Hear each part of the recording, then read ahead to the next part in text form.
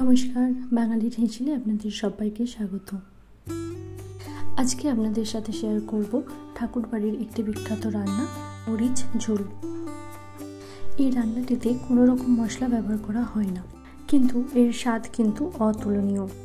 ভিডিওটি শেষ পর্যন্ত দেখার অনুরোধ রইল এবং চ্যানেলটিকে অবশ্যই সাবস্ক্রাইব করুন, পাশে থাকা বেল আইকনটি প্রেস করে দিন।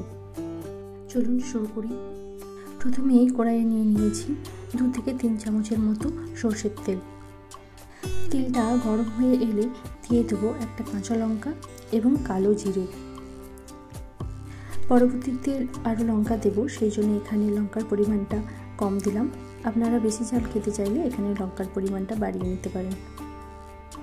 ফোড়নটার থেকে গন্ধ বের হয়ে এসেছে, এবার সবজিগুলো এক এক করে দিয়ে দেবো।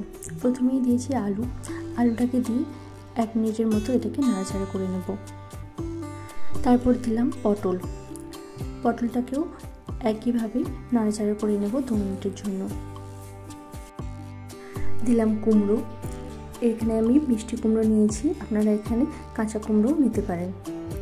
দিলাম ঝিঙের টুকরো, একইভাবে এটাকেও নেড়ে নেব। সবজিগুলো কিন্তু ভাজা ভাজা হবে না, 2 থেকে 3 মিনিটের মতো নাড়তে হবে। এরপর পরিমাণ মতো নুন এবং চিনি আর 2 কাপের মতো জল দিয়ে আমি এটাকে সেদ্ধ করতে বসিয়ে দিলাম। অপর থেকে নিয়েছি 2 থেকে 3 চামচের মতো কালো জিরে এবং কাঁচা লঙ্কা। এটাকে ভালোভাবে ব্লেন্ড করে নেব। লঙ্কার পরিমাণটা আপনারা যে যেমন ঝাল খান সেই অনুযায়ী দেবেন। একটা বাটিতে নিয়েছি 1/2 কাপের থেকে একটু বেশি দুধটা কিন্তু ফোটানো। এর মধ্যে গুঁড়ো মশলাটা দিয়ে ভালো করে মিশিয়ে নেব। অপরদিকে ঝোলটা ফুটে উঠেছে এবং সবজিগুলো সেদ্ধ হয়েছে নাকি একবার দেখে নেব।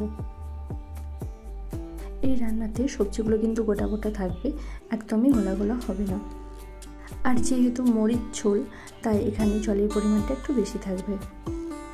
সবজিটা সেদ্ধ হয়ে গেছে, এবার আমি এর মধ্যে গুলে রাখা পেস্টটা দিয়ে দিলাম। নিয়ে এটাকে ভালোভাবে মিশিয়ে 1 থেকে 2 মিনিটের মতো ফুটিয়ে নেব। মরিচ বলতে অনেকে হয়তো গোলমরিচের কথা ভাবতে পারেন, এটা মরিচ মানে এখানে লঙ্কা, কাঁচা লঙ্কা। গরমের দিনে এই রান্নাটা একবার করে দেখুন, খুবই ভালো লাগবে। নামানোর আগে দিয়ে দেবো 1 চামচের মতো ঘিয়ের সুন্দর একটা গন্ধ এটার মধ্যে আসবে। কয়েক সেকেন্ড অপেক্ষা করে এটাকে নামিয়ে নেব।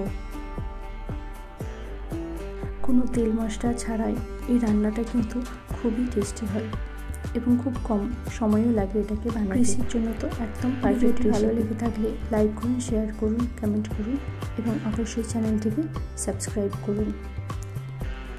পাশে থাকা বেল আইকনটি প্রেস করতে ভুলবেন না, যাতে রান্নার নোটিফিকেশনগুলি আপনার কাছে পৌঁছাতে পারে। আশা করি রান্নাটি আপনাদের সবার খুব ভালো লেগেছে। ধন্যবাদ।